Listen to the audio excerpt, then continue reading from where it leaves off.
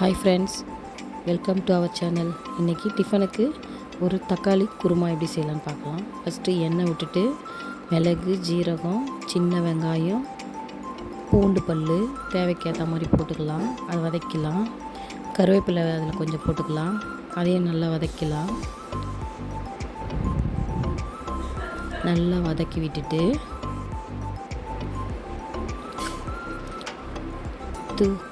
தக்காளி கொஞ்சம் நல்லா அதில் பழுத்த தக்காளியாக போட்டு நல்லா வதக்கிக்கலாம்.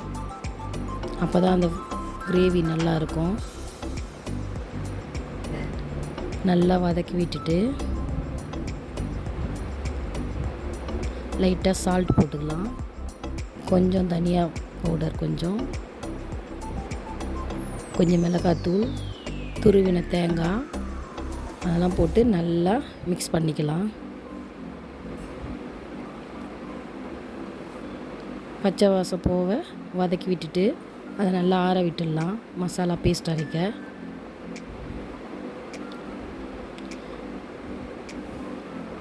நல்லா ஆறட்டும்.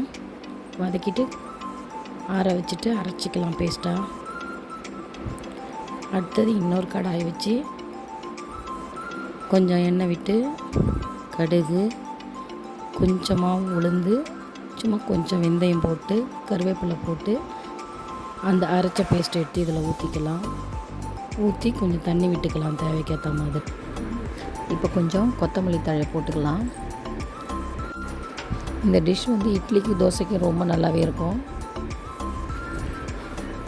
லைக் பண்ணுங்கள், ஷேர் பண்ணுங்கள், கமெண்ட் பண்ணுங்கள், சப்ஸ்கிரைப் பண்ணுங்கள் மறக்காமல்.